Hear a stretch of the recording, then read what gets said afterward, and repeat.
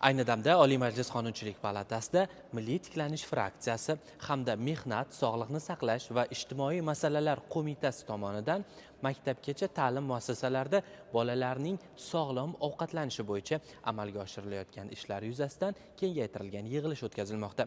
Bosh prokuraturadan, Maktabgacha va Maktab ta'limi vazirligidan, Sanitariya epidemiologik osoyishtalik va jamoat salomatligi qo'mitasidan vakillar ishtirok etmoqda.